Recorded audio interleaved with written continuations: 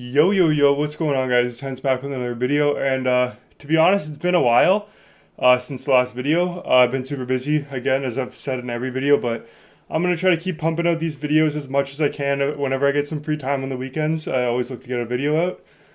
So that's going to be the plan for today. And today, well, this week actually, I finished building all of the team builder cards. I haven't really played a lot of games with them, if I'm going to be completely transparent with you guys, but I've got them all built from working the market a little bit here and there. So I've played a few games with them, and that was the idea for the video for this week, is just to kind of rank them and tell you who you should get. So I got the 4 forwards here and the 4 defensemen back here. Also don't look where they are in my lineup. It's mostly because I've been just trying out different cards in different spots in the lineup, just to get them, tried out. So where they are in the lineup has nothing to do with where they're ranked necessarily. So yeah, let's get into it with the first ranked video. I'm kind of out of breath because I just finished my workout because I wanted to hop right onto the video right away. But I'm gonna try to give kind of 2 rankings. The first one is going to be kind of in a vacuum who I think is the best to the worst, and the second one is the order I think you should build them in. Just in general, because there's no point in building, let's say, 2 left defensemen, first and second, out of all your team builders, because that's kind of a waste, even if I think that they're the first and second best cards in the group. So the first 2 cards are kind of in a tier of their own. So, let's call those ones S tier.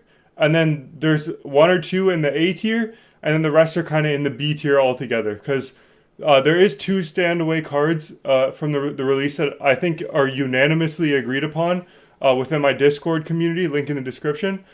So let's get into those ones. So first place, without a shadow of a doubt, and probably by far the best card out of all of them, especially offensively, is going to be Joe Nieuwendyk. He's going to be the first one that I recommend you guys make. Whether or not you can get two-way forward activated does not matter.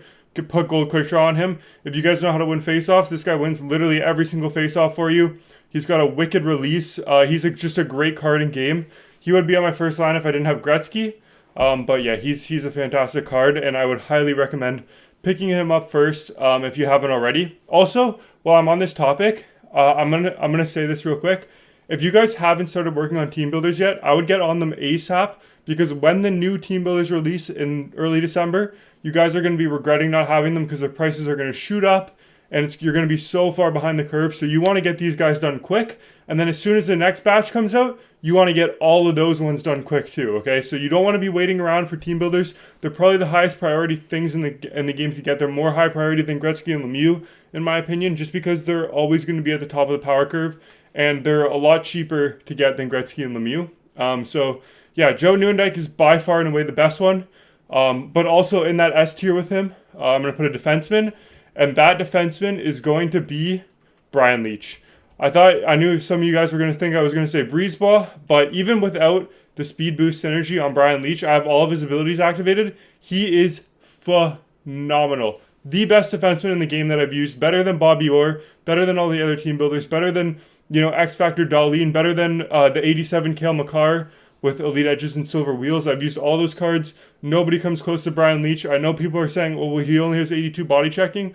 It doesn't matter. It doesn't matter, as The Rock would say. It doesn't matter.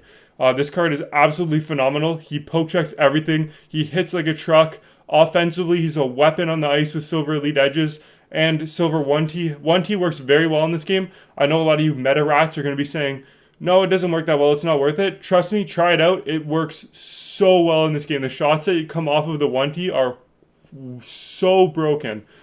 So yeah, Brian Leetch and Joe Nieuwendyk are 1 and 2, both for in a vacuum where I'm just ranking them. Doesn't matter position, just how they play in game, and also in the order that I think you should make them in. Those 2 are 1 and 2. Now, for the rest of this first list, I'm going to be going over the cards that I think you should make, or the cards that I think are the best to the worst, regardless. This is not the order that I think you should make them in, but this is the order that I think they are the best to the worst. And then at the second half of the video, I'm going to be ranking them in terms of who I think you should make first to last. So coming in at third place in a vacuum is going to be Luc Robitaille. He's a tier below the other ones, but he's still absolutely fantastic. 93 speed, 93 acceleration. He's wicked fast. He's got 26 goals and 23 assists in 70 games for me, which is pretty good for somebody who's not the best at the game. I'm a Div 3, Div 2 around their player. I got 13 wins in champs. So that's kind of where I'm at in terms of where my level is at the game. Luke Robitaille is absolutely fantastic. I have nothing activated on him, and he's still phenomenal. Yeah, he's one of the best cards that I've used. Super fast. He's got great agility too. And he's a big boy. He doesn't get knocked over super easily despite him only having 85 balance and 80 body checking. He's still very solid. Coming in at number 4, we're going to swipe back over to the defenseman here. And I'm actually not going to go Patrice Brisebois. I'm going to go Kevin Lowe here in 4th place. Just because of Shutdown. Shutdown is, I think, the best defensive ability in the game this year. He's absolutely phenomenal. The only problem is the left-handed defenseman is the deepest position in this game. So he's really not one of the ones that I would look to prioritize making because he's really not that much of a high priority, especially if you have Bobby Orr, especially if you already have Brian Leetch. You're not going to go make Kevin Lowe because he's kind of going to be on your 3rd pair and it doesn't really matter. So he's coming in at number 4. Coming in at number 5, we got Patrice Brisebois. He's another great defenseman. If you can get Accelerator Boost activated on him, it's kind of one of the more niche synergies. He's great, 92 body checking with that activated, 90 without. He's got a good shot. He likes to get forward for some weird reason. Whenever I'm playing with him, he's always up at the top of the play, and he's always getting forward. So I don't understand why he does that, but he's absolutely great in game. No complaints here. He's just not as much of a standout player as the other ones above him, but he's very, very solid. You're not going to, he's not going to be the reason why you lose any games. You're not going to ever complain about this guy. He's nothing flashy, but he works really well at what he does. So I have him in the 5th spot. In the 6th spot, I actually have Sergei Zubov, which might be an unpopular opinion, but I know a lot of you guys haven't tried him out. But I put all of his abilities on him, and he's been great for me. Honestly, he's so fast. He turns so well. He can hit too. He's only 1 inch shorter than Brisebois, and I think he's actually heavier than Brisebois.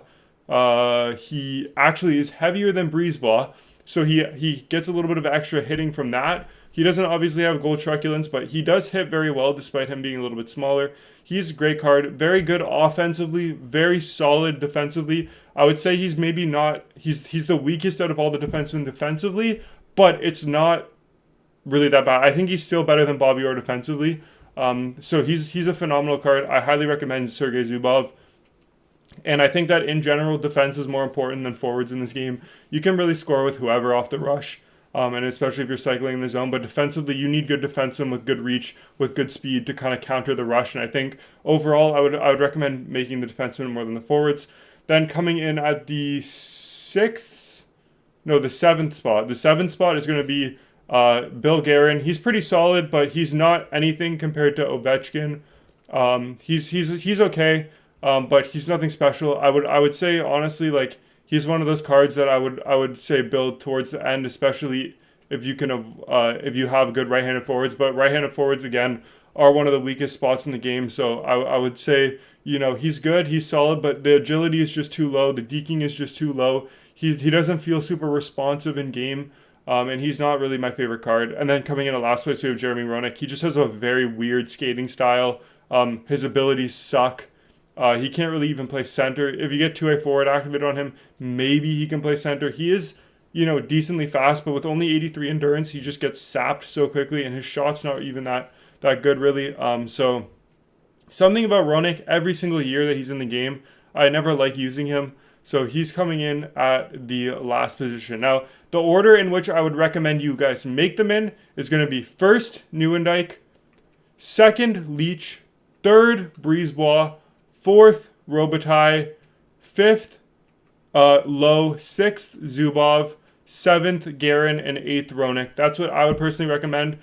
But after the first 2, I would say, after Nieuwendyk and after Leetch, I would go for the one on my list that's the highest in the position that you need. So if you really need, say, a left-handed forward, I would say build Robitaille before you build Kevin Lowe, or before you build, Brisebois, for example. But I would say avoid these 2 right-handed forwards, just because I would just rather you guys build Ovechkin. Even to 86 overall, Ovechkin is better than both of them by quite a wide margin. And if you have Lemieux and Howe and stuff, then they're really not going to be, at the top of your priority list. But yeah, that's my rankings. Let me know what you guys rank them down in the comment section below if you have any of them or if you have all of them. And with that being said, thank you guys so much for watching, and I'll see you in the next one. Bye, guys.